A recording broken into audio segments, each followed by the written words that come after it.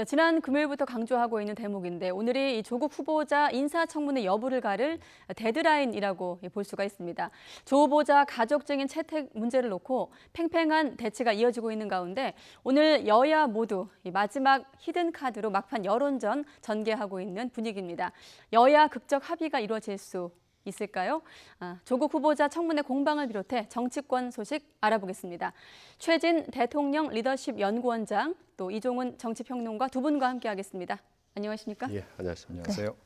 자, 이것저것 여쭤볼 게 많은데 먼저 여야 공방 속에서 내일 개최도 불투명해진 이 상황입니다. 공방 당시의 발언들 좀 모아봤거든요. 한번 들어보시죠. 추석 밥상에 조국을 올리겠다 이건데 저는 이대로 가면요 추석 밥상에 조국이 아니라 전 나경원, 황교안, 한국당이 저는 올라갈 거라고 봅니다.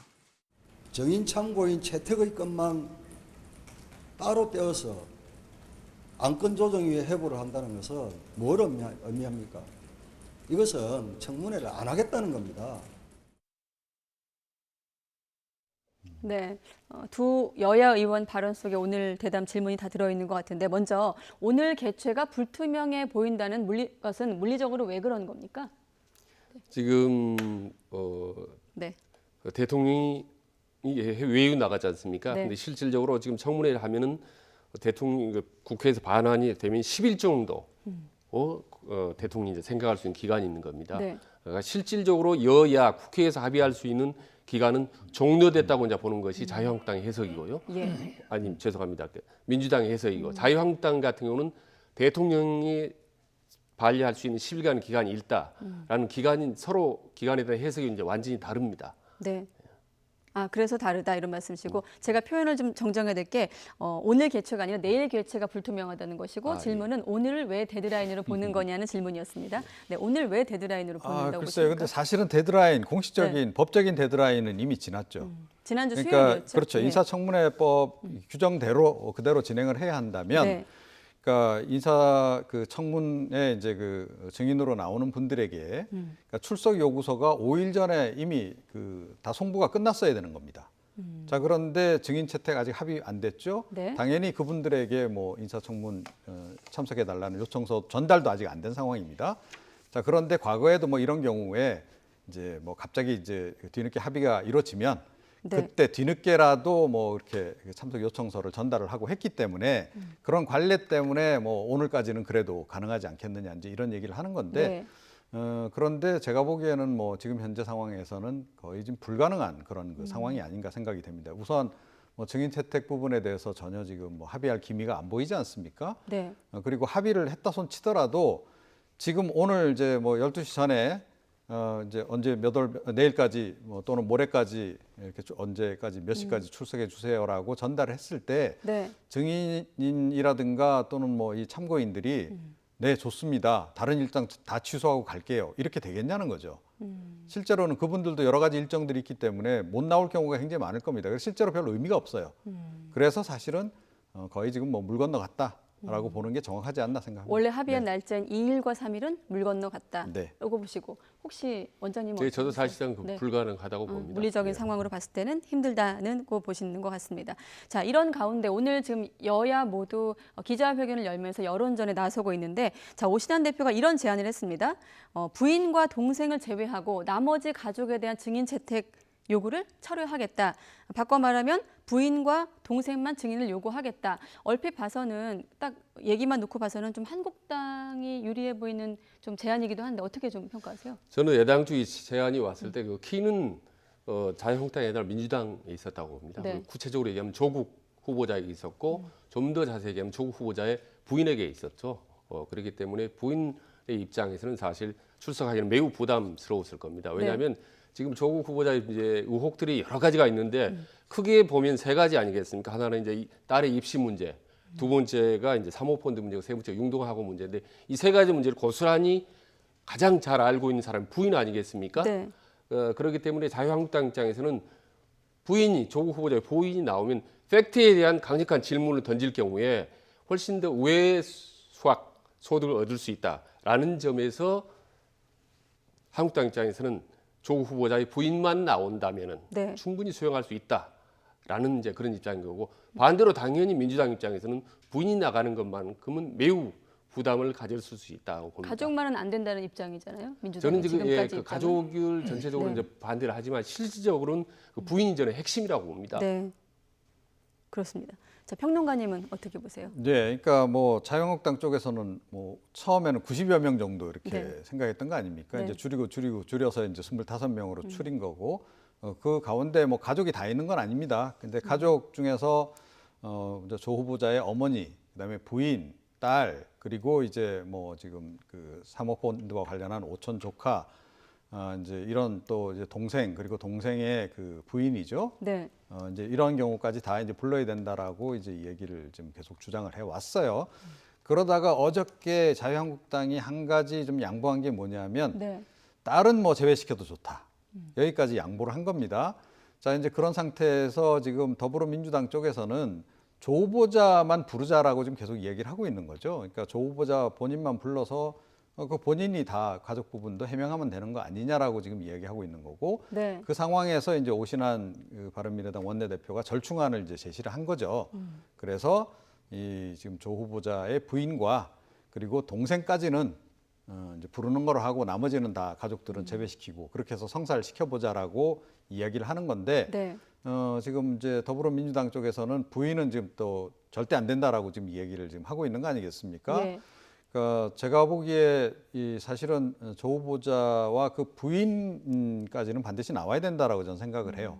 그러니까 부인이 워낙 뭐 사모펀드 관련해서도 이제 부인의 동생이죠. 그 처남이 지금 뭐 여러 가지 관계된 것들이 지금 많이 나오고 있는 상황 아니겠습니까? 그리고 또 이제 그 딸 그 입시랄지 또는 이제 그 장학금 관련해서도 가장 잘 알고 있을 가능성이 높은 인물이 이제 부인이기 때문에 네. 부인은 반드시 나와야 된다라고 저는 생각하는데, 더불어민주당이 절대 안 된다라는 걸 봐서는 부인이 나왔을 경우에 의회의 발언으로 해서 이게 굉장히 또 좀 악재가 불거질 수도 있다 이런 판단을 내린 게 아닌가 이렇게 생각이 됩니다. 그렇군요. 지금 이인영 대표가 기자간담회에서 가족 증인 채택은 인권 침해다라는 입장을 밝혔거든요. 그럼 결국 오신환 대표 어떤 이런 새로운 제안에도 거부할 가능성이 높아 보이는데 어떻게 좀 협상이 좀 난항을 계속 겪을까요? 어떻게 전망하십니까? 그 민주당 이인영 대표 발언을 들어보면 민주당의 플랜 1, 2 계획은 확고한 것 같아요. 네. 일단 플랜 1 같은 경우는 어떤 형태로든 일단 국회 인사청문회를 갖는다. 그 다음에 이제 자동적으로 대통령이 임명할 수 있는 명분이 주어지지 않느냐. 그리고 인사청문회 때는 조 후보자 개인이 상당히 낮은 자세로 포괄적으로 사과하면 넘어갈 수 있겠다. 플랜 2는 인사청문회가 무산되다 하더라도 네. 또 국민청문회 같은 경우로 해서 역시 그 자리에서 낮은 자세를 보이게 되면은 그 다음에 대통령이 임명할 수 있는 명분이 생긴다. 말하자면 이미 소나기는 충분히 맞았기 때문에 이제 이후에 닥칠 어떤 가랑비 정도는 감수하고 가겠다라는 것이 이제 확고한 민주당 입장인 것 같아요. 네. 실질적으로 플랜 1, 2로 가면요. 자유한국당 같은 경우는 장외 집회 외에는 사실 별로 할 수 있는 게 없습니다. 왜냐하면 충분히 이미 소나기를 마쳤기 때문에. 그래서 이후에 천둥번개를 치게 하려면 반드시 가족 중에 한 명이 나와야 된다. 그중에 다른 사람이 아닌 이제 부인이 나왔을 경우에 의외의 많은 어떤 효과를 거둘 수 있다. 왜냐하면 아시다시피 이제 정치인이 아닌 안에 여성이 나올 경우는 상당히 단혹하게 되고 그 과정 속에서 이제 상당히 흔들리고 여러 가지 또 불리한 또 여권의 불리한 발언이 나올 수도 있거든요. 네. 그래서 결론적으로 여권의 플랜은 확실한 반면에 야당 입장에서는 어떻게 해서든지 이 가족 중에 한두 명, 특히 아내를 불러내지 않으면 안 된다. 최악의 경우는 오히려 못 불러낼 바에는 청문회를 무산되거나 무작정 지연되는 것이 야당 입장은 더 유리하다고 판단하는 것 같습니다. 네. 조금 전에 그 기자회견 내용이 지금 들어오고 있는데 조국 후보가 국민과의 대화를 통해 진실을 밝혀야 한다는 또 내용도 나왔거든요. 이 부분은 어떻게 좀 사실 애초에 그 인사청문회가 좀 난항을 겪자 민주당에서 국민청문회 안을 냈던 건데 지금 또 결국 같은 상황이 이어지니까 다시 또 그 얘기를 뭐 국민청문회라는 말을 하진 않았습니다. 국민과의 대화를 언급했거든요. 네. 어떻게 좀 보세요? 그러니까 지금 사실은 양당 모두 그러니까 인사청문회는 좀 물 건너갔다라는 판단을 내리는 거고, 그러니까 지금 약간 서로가 좀 안 해도 뭐 나쁘지 않다라는 판단을 좀 내리고 있는 거 아닌가 싶어요. 아, 예, 그러니까 이제 더불어민주당 같은 경우에는 이렇게 논란이 지금 굉장히 유발이 많이 된 상태에서 네. 조국 후보자 한 사람만 불러서 인사청문회를 했을 때 국민들이 과연 만족해야 할까? 이 부분에 상당히 좀 의구심을 가질 겁니다. 그러니까 조 후보자 제가 보기엔 나와서 할 얘기는 뻔해요. 그러니까 잘 기억나지 않는다, 오래돼서. 그리고 제가 직접 관여하지 않아서 잘 모르겠다. 그 얘기 아마 두 가지를 가장 많이 할 겁니다. 그런데 그런 광경은 우리가 최순실 게이트 청문회 할 때도 봤고 흔히 많이 봤던 광경이라서 국민들이 굉장히 식상해할 것이고 저건 뻔하다.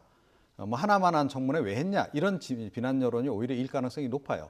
자, 그렇기 때문에 그럴 바에는 차라리 안 하는 게 좋고, 그러니까 조 후보자가 그냥 자기 하고 싶은 얘기 위주로 해서 소명을 하는 그런 기회만 갖는 것이 오히려 더 유리하다라는 판단을 이제 내리는 겁니다. 그래서 네. 차마 국민의 청문회란까지 표현은 이제 못하는 거고, 어찌됐건 뭐 기자간담회 형식이랄지 이런 식으로 통해서 기회를 이제 그런 소명할 기회만 한번 갖고 그냥 임명 강행으로 이제 가려고 하는 그런 의도가 좀 있는 것 같고요. 네. 그러니까 자유한국당 입장에서도 사실 뭐 가족 부르지 않는다면, 특히나 그 부인이 인사청문회 나오지 않는다면 별 의미가 없다라는 판단을 내리는 거죠. 조금 전에 제가 말씀드렸듯이 네. 조 후보자가 이야기할 건 뻔하다라는 거예요. 핵심 질문들을 그렇게 피해갈 가능성이 높은데 네. 뭐 그럴 바에는 실제로 소득이 없잖아요. 자유한국당 입장에서는. 차라리 그거보다는 오히려 언론이 검증하도록 놔두고 지금처럼 계속 그 여론전을 펼치면서 네. 추석에 임박될 때까지 그냥 그대로 가는 편이 훨씬 더 낫다. 그리고 자유한국당은 이미 장외투장이라고 하는 그 장을 펼쳐놓은 상태잖아요. 그 상태에서는 이 기조를 그대로 끌고 가는 게 훨씬 유리한 거죠. 그래서 이심전심으로 지금 인사청문회는 안 하는 방향으로 대략 그 규결이 되고 있는 게 아닌가 이렇게 생각합니다. 여야 모두 좀 어렵게 보는 것 같다라는. 오히려 네, 청문회를 말씀이시고. 하면은 조국 후보자 쪽에 유리한 상황이 전개될 수 있겠다. 왜냐하면 이제 여러 가지 의혹들 문제점을 네. 사회적 문제로 사실상 포괄적으로 인정을 하고 그 문제에 대해서 오히려 역으로 어떤 그 대안을 제시할 경우, 이를테면 검찰 개혁 이런 여러 가지 문제들을 구체적으로 제시할 경우 국민들에게 오히려 설득력을 줄 수 있다. 특히 최근에 이제 압수수색으로 해서 어떤 검찰의 정치성 문제가 다시 대두돼 있지 네. 않습니까? 그래서 봐라 이러려면 바로 검찰 개혁이 반드시 필요하지 않겠느냐. 라면서 이걸 제가 해내겠다라고 네. 국민들에게 호소할 경우에 의외로 어떤 청문회 국면이 조국 후보자 유리하게 할 수 만약에 있다. 국민과의 대화를 말씀하시는 예, 거죠? 국민과 열린다고 어떤 하면? 청문회를 하든 국민과 대화를 하든 간에 네. 그렇기 때문에 결론적으로 말씀은 여든 야든 간에 청문회 하는 것이 오히려 득보다는 실이 많다라고 생각합니다. 그렇군요. 그런 점 이제 비슷한 의견입니다. 네, 그 부분에 대해서는 두 분 다 해석을 비슷하게 하신다는 결론이 나왔고, 앞서 저희가 김종민 의원 그 발언 중에 추석 밥상에 조국을 올리겠다는 건데 아마 이 말은 나경원 대표의 셈법 때문에 나온 말이 아닐까. 9월 12일 이 얘기인 것 같은데 이 부분은 어떻습니까? 지금 한국당 같은 경우는 9월 12일까지 청문회를 개최할 수 있다고 보거든요. 추석 네. 그 즈음까지. 예, 그 부분에 대한 이제 해석은 조금 전에 이제 네. 해주셨긴 합니다만 다시 한번 이제 말씀을 드리면, 그러니까 문재인 대통령이 이제 그 어차피 지금 3일 날 인사청문회를 하려면 네. 인사청문 경과 보고서 재송부 요청을 해야 합니다. 예. 자, 그런데 재송부 요청은 최장 10일까지 할 수 있다는 거죠. 네. 자, 그래서 청와대가 10일까지 해주면 12일까지 시간이 생기는 거 아니냐. 2일을 기준으로 하면 12일이 그렇죠. 되는 거죠? 예. 그러니까 뭐 그때까지도 할 수 있다라고 지금 자유한국당은 이제 얘기를 하는 건데요. 네. 실제로 그럴 가능성은 희박하죠. 그러니까 문재인 대통령이 재송부 요청을 하면 제가 보기엔 가능한 한 최단 시한을 설정해서 뭐 5일이나 6일 정도까지 송부해 달라 그러고, 안 그러면 이제 곧바로 아마 임명을 강행할 가능성이 굉장히 높은데, 지금 자유한국당이 이런 주장을 하는 거는 뭐 정치적인 이제 이유가 상당히 고려가 된 거죠. 그러니까 조금 전에 이제 뭐 인사청문회 관련해서도 이제 말씀을 드리긴 했습니다만, 네.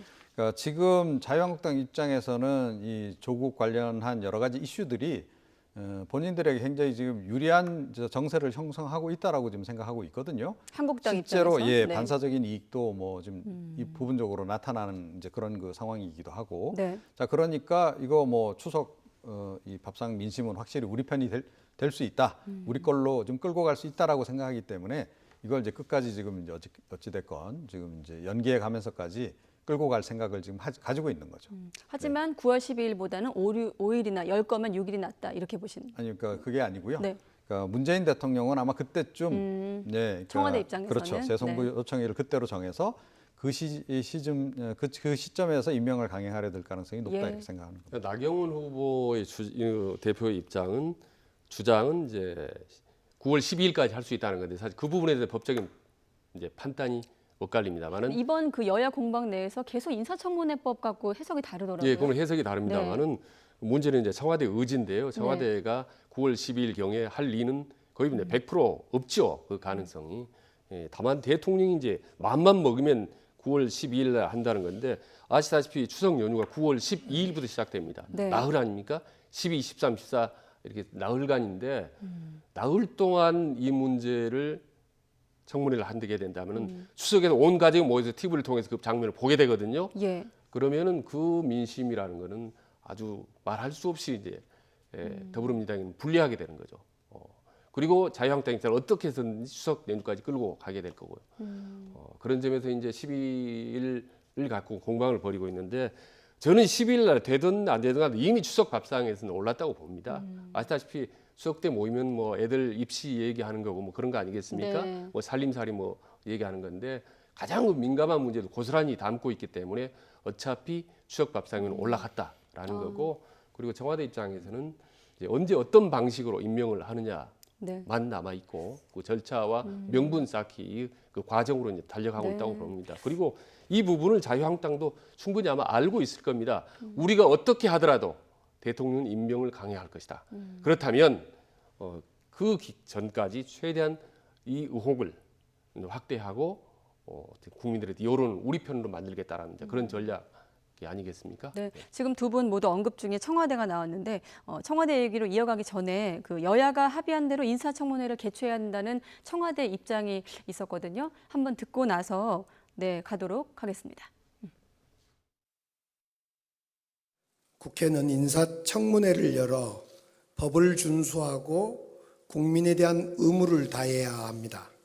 조국 후보자에게 소명할 기회도 주지 않고 정치 공세로 낙마를 시키고자 하는 의도로밖에 보이지 않습니다. 대단히 유감입니다.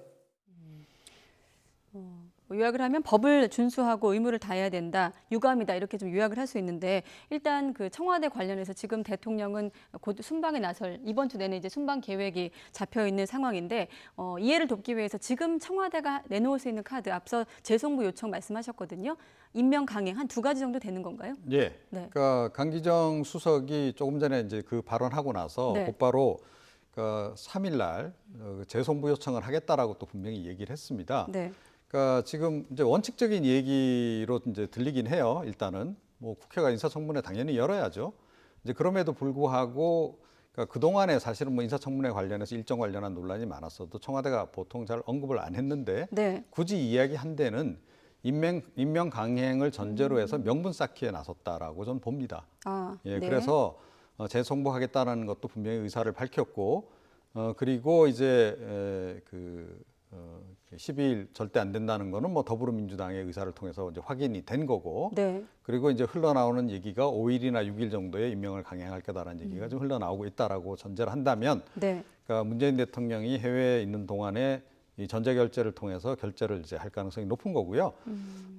사실은 어차피 임명을 강행할 거라면 더불어민주당 입장에서도 그렇고 청와대 입장에서도 그렇고 한시라도 빨리 앞당겨서 해버리는 게 낫죠. 예. 그래야 이제 오히려 추석 그 밥상머리에서 뭐 조국 후보자 얘기를 하더라도 뭐 이미 상황 다 끝났으니까 임명 강행을 예. 전제로 한다면 그렇죠. 네. 이미 상황 다 끝난 얘기 뭐 그렇게 계속 하느냐라는 식으로 해서 이제 조금 이제 덜 이제 시끄러울 수 있는 거죠. 그런 효과를 지금 노리지 않을까 이렇게 네. 생각을 합니다. 네. 평론가님 말씀은 이제 임명 강행을 위한 청와대 어떤 명분 쌓기다 이렇게 말씀하셨는데 네. 네. 일단 뭐 저도 청와대 정무수석 그리고 여당 이제 대권 주자까지 전체적으로 나와서 조국 후보를 옹호한 경우는 저는 일찍이 보지를 못했습니다. 그래서 대통령과 청와대 전체적으로 어떻게 해서든 조국 법무장관을 임명할 수 있는 의지를 확고하다라는 의지는 이제 확인하는데 하나 이제 변수가 있습니다. 네. 지금 이제 검찰에서 압수수색을 했지 않습니까? 네. 말하자면 100명 이상의 검사들을 총동원해서 20곳을 넘는 곳을 압수수색을 했는데 이 결과가 어떤 형태로 나와야 되는 겁니다. 이게 이제 마지막 변수가 있는데 만약에 별 혐의 없음이라고 나올 경우에 네. 그렇다면 살아있는 권력을 향해서 칼을 들이댄지 않느냐 이런 별 혐의가 없다고 한다면은 검찰이 무능한 거 아니냐라는 비판을 받을 수가 있거든요. 그렇지 않겠습니까? 결국은 검찰이 정권의 하수이냐라는 비판을 야당이나 국민들로 받을 소지가 많은 거죠. 네. 반대로 만약 어떤 혐의가 나올 경우에는 그때는 살아있는 권력을 향해서 칼을 들였다라는 그런 엄청난 또 파문이 일어날 수 있습니다. 그러니까 검찰의 결과가 어떤 형태로든지 나오게 되면 여당으로서는 대통령으로서 청와대로서는 엄청난 부담을 안게 되는 겁니다. 결과 여부와 상관없이. 그렇습니다. 네. 예. 그 뭔가 혐의가 나오든 나오지 않든 간에. 네. 예. 그래서 결국 지금 조국 정부, 문재인 정부가 지금 3년 차 중반 이후 넘어가는 최대의 분수령이 네. 결국 어떻게 보면 윤석열 총장에게 달렸다. 예. 이후에 레임덕이냐 아니면 탄탄하게 권력을 장악하면서 가느냐라는 분수령이 곧 나오게 될 어떤 검찰의 어떤 수사 결과 이 부분에 이제 달려 있다고 저는 봅니다. 네, 자 수사 부분은 잠시 뒤에 또 여쭤보기로 하고 사실 뭐 이번 그 여야 청문회 공방에서 본질적인 얘기는 아닙니다만 어쨌든 지금 논평이 도마 위에 올랐습니다. 김정재 한국당 의원이 조국 후보자를 향해 내놓은 논평 단어 때문에 지금 논란이 되고 있습니다. 민주당의 지금 명백한 성희롱이다. 대변인지 사퇴를 요구하는 상황이고 또 당사자인 김정재 의원은 독해력이 나쁜 거 아니냐 뭐 이런 입장을 내놓기도 했어요. 지금 일고 있는 논란은 어떻게 좀 보십니까? 글쎄요, 그 네. 표현이 하도 좀 그래서 저도 물론 이 피해갔습니다, 지금. 방송에서 지금 뭐 그 네. 입에 올리기조차 좀 민망한데 관심 있으신 분들은 뭐 찾아보시고요. 지금 이제 화면에 나오네요. 김 근데 의원은 이 단어를 일상어라고 표현을 하긴 했습니다. 네. 근데 일상적으로 많이 쓰진 않죠. 왜냐하면 이게 상당히 오해를 유발할 수 있기 때문에 네. 그러니까 두 가지 의미가 좀 담겨 있는 거 아니겠습니까? 그래서 가정에서도 아마 이 표현은 잘 안 쓸 겁니다.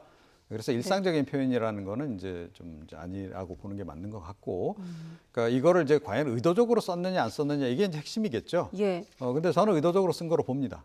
그러니까 뭐 이 표현 말고도 좀 좋은 말 많잖아요. 그리고 뭐 그냥 꽃 보면서 그냥 위로 받으시면 되지 않겠냐 이렇게 얘기해도 되는 거를 네. 굳이 이런 표현을 쓴 것은 상당히 정치적인 의도를 가지고 쓴 거다. 그리고 뭐 그 이유는 대략 두 가지일 거라고 봐요. 네. 그러니까 개인적으로 좀 존재감을 좀 부각시키고 싶은 마음도 있을 것이고, 뭐 워낙 이제 내년 총선 관련해서 이제 공천 시기가 좀 앞당겨지고 있기 때문에 네.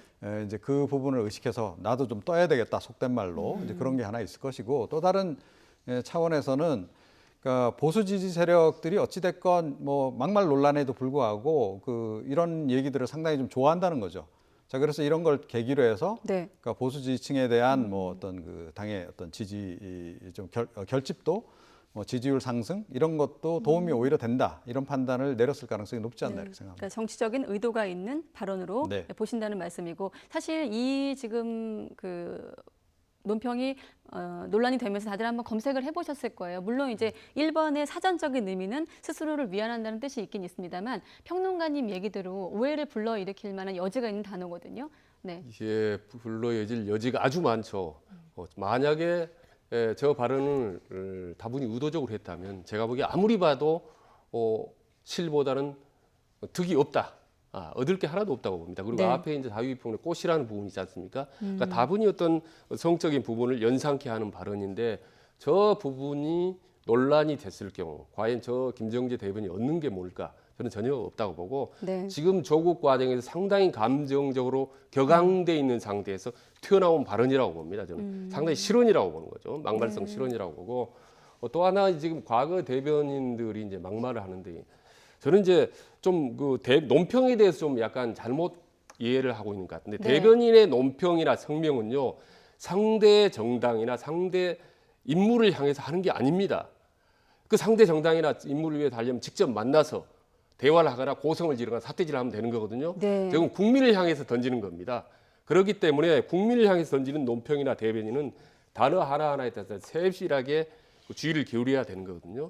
그런 점에서 이유 여하를 막론하고 저 발언은 적절치 않았다. 상당히 많은 오해, 불필요한 오해를 일으키고 지금 뭐 조국 문제 여러 가지 문제를 하는데 본말을 좀 희석시킬 수 있는 저는 좀 잘못된 그 실언이라고 저는 보는 거죠. 네, 만약에 실언이라고 의도했다면 그건 대단히 잘못된 그릇된 전략적인 판단, 네. 실수였다고 보는 거죠. 그리고 또 한 가지 눈에 들어오는 건 원장님을 통해서 논평의 목적은 특정인을 겨냥한 것이 아니라는 점 네, 알아두도록 하겠습니다. 자, 그리고 또 짚고 넘어갈 것이 지금 검찰이 계속해서 사실 청문회 앞두고 갑작스러운 전격적인 압수수색이었기 때문에 여전히 지금 논란이 일고 있고 그중에 하나가 수사 내용, 정보 유출 의혹 아니겠습니까? 계속 논란이 되고 있는데 검찰은 독자적으로 언론사가 취재한 내용이라고 밝히고 있습니다. 예, 그러니까 이 부분은 사실은 좀 그 정부나 여당 쪽에서 과도하게 이렇게 이 부분에 대해서 문제 제기를 해서는 안 된다라고 저는 생각을 해요.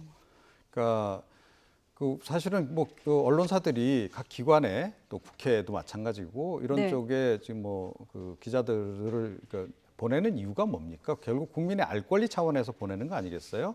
자, 그러면 이분들이 나가서 그 기관에서 내놓는 공식 논평만 받아쓰기 해서 보도를 해야 되나요? 예, 그건 아니죠. 그러니까 독자적으로 뭐 나름의 정보망을 가지고 네. 취재를 해서 뭐 약간 추측성 기사를 내놓기도 하고 이제 그런 거 아니겠습니까? 그리고 또 이 보면 정부 쪽에서도 공식적으로 이렇게 내놓기 힘든 정보를 이렇게 약간 옆으로 흘리는 경우도 굉장히 많잖아요, 사실은. 네. 자, 그렇게 그럴 때는 본인들이 잘 활용을 하면서 이제 이런 식의 취재는 안 된다라고 얘기를 하는 것은 좀 곤란하다. 그리고 이 피의 사실 공표를 그 그러니까 문제 삼기 시작한다라고 본다면 일반 형사 사건 같은 경우에도 사실은 많이 흘러나오잖아요. 그러니까 아직 뭐 공소장 또는 기소장에 포함이 안 된 내용들도 기자들이 취재력을 발휘해서 네. 그러니까 국민의 알 권리 차원에서 보도하는 내용이 굉장히 많은데 그럼 그런 거 다 하지 말란 얘기냐는 겁니다. 네. 자, 그리고 뭐 이번 조국 후보자 관련해서 말고 그러니까 지난번 뭐 최순실 그 게이트 때도 얼마나 추측성 기사 또 뭐 이런 것들이 많았습니까? 이제 그럼에도 불구하고 그 부분에 대해서는 언급을 안 하고 이제 와서 본인들이 좀 불리할 수 있는 여러 가지 보도가 나오는 부분에 대해서 이렇게 민감하게 반응하는 것 그거는 절대 아니다라고 전 보고요. 네. 이런 거 좀 자제를 오히려 해야 한다 이렇게 생각을 합니다. 네, 피해 사실 공표에 대한 지적을 하는 것은 좀 무리가 있다. 예. 지금 상황에서 그런 말씀이셨고 취재력을 발휘한 것이다라는 말씀이었고 지금 화면은 검찰 입장에 나가고 있는데 청와대는 지금 이걸 문제로 들어서 아예 윤석열 검찰총장을 지목해서 수사를 촉구하고 있거든요. 네. 피해 사실 공표 이 부분은 우리 원장님 어떻게 생각하세요? 저는 제가 상당히 나름대로 자신 있게 말씀드리고 있는 거는 네, 과거에도 보면 큰 사건이 발생하면 상당히 여권 내부에서 견해차가 생깁니다. 그래서 결론적으로 말씀 저거는 검찰 내부의 파워게임은 저는 산물이라고 봅니다. 일종의 여권 내부 갈등의 산물이라고 보는 거죠. 지금 이미 여러 언론에서 나오지만 검찰 내부에서 상당히 지금 조국 후보자에 대한 혹은 현 정부에 대한 어떤 불만을 갖고 있는 사람 많이 있지 않습니까? 네. 그런 거 밖으로 언론에 이제 흘리는 경우는 과거에는 예나 지금이나 앞으로도 많이 있어 왔습니다. 있었고 저는 그 파워게임은 산물이라고 보는데 네, 문제는 청와대와 여당이 한 달 남짓 된 검찰총장에게 수사를 하라 내부적으로 이렇게 촉구하는 거 아니겠습니까? 공개적으로 과연 이 파장은 또 제2, 제3의 파장을 낳을 수도 있다. 이건 내부적으로 권력기관 내부 여권 내에서 조율을 해야 될 문제지 직접 나서서 검찰총장을 향해서 너희들 내부 수사하라는 거 아니겠습니까? 그럼 훨씬 더 이 갈등이라든지 파워게임의 양상을 심화시킬 우려가 있다. 이런 문제는 아주 민감한 문제입니다. 사실은 그렇기 때문에 네. 최대한 조용히 내부적으로 이렇게 조율을 하고 해결해야 될 문제라고 보고요. 이후에 저는 이제 윤석열 검찰총장이 언론의 공개에 대해서 과연 던질 첫 마디 한마디 이 부분이 전국의 이제 분수령을 가를 거기 때문에 이 부분이 저는 상당히 조심스럽게 지켜보고 있습니다. 네. 저는 오히려 지금 국민의 알 권리가 굉장히 제한을 많이 받고 있다라고 생각해요. 특히 압수수색 이후에 그러니까 검찰 쪽에서 흘러나오는 얘기가 없습니다. 그러니까 압수수색 영장을 이제 청구를 했고 법원이 네. 그걸 일단 허락을 해준 거잖아요. 그러면 상당한 혐의 내용이 포함이 된 게 분명하고 조국 후보자가 뭐 피의자로 거기 적시가 됐는지 참고인으로 적시가 됐는지도 국민이 몰라요. 예전 같았으면 아마 다 흘러나왔을 겁니다. 다 흘러나와서 지금 국민들이 어떤 근거로 압수수색이 진행이 됐고 네. 그렇게 다 지금 알고 있을 거예요. 그런데 지금은 압수수색을 했다? 그거 말고는 지금 더 이상 국민들이 아는 게 없어요. 수사와 관련된 보도 내용은 그렇죠. 적다. 그거 보니까 뭐 윤석열 총장이 뭐 함구령을 내렸다는 얘기도 들리던데 오히려 지금 제가 보기에는 이 사안과 관련해서는 네. 국민들이 알 권리를 지금 침해받고 있는 상황이다. 그거는 다분히 청와대하고 여당 지도부가 지금 언론에 지금 또는 그 검찰의 재갈을 물린 결과다라고 저는 보거든요. 네. 이게 오히려 전 더 문제다라고 생각을 합니다. 저는 이제 사실 결론적으로 의견이 좀 비슷해요. 그러니까 알 권리를 침해했는지 저는 그건 잘 모르겠지만은 과거에 이 정도 압수수색에서 많은 이 혐의들이 밖으로 언론에 흘러나왔을 겁니다. 아마도. 근데 지금 정도면 상당히 어떻게 보면 내부 단속이 잘 된 셈인데 그중에 일부가 밖으로 이제 튀어나온 건데 앞으로 이 제2, 제3의 많은 의혹들이 튀어나올 가능성이 사실 있는 거죠. 네. 그런 점에서 제가 여권이나 청와대 입장에서 말씀드린다면 이 부분은 상당히 질회 내지 폭탄성이 있는 이런 사안이기 때문에 매우 조심스럽다. 직접적인 언급은 삼가야 된다는 어떤 말씀이신 거잖아요. 예. 여권 입장에서. 예, 그렇죠. 여권 입장에서 알겠습니다. 자, 시간 관계상 여기까지 듣기로 하겠고요. 또 오후에도 한국당 TF에도 기자회견도 예정돼 있고 앞서 또 여당이나 오신환 대표 발언도 있었습니다만 계속 이렇게 여론전에 나서고 있는 여야 상황 또 어떻게 좀 변화가 있을지 함께 지켜보도록 하겠습니다. 오늘 두 분 고맙습니다. 예.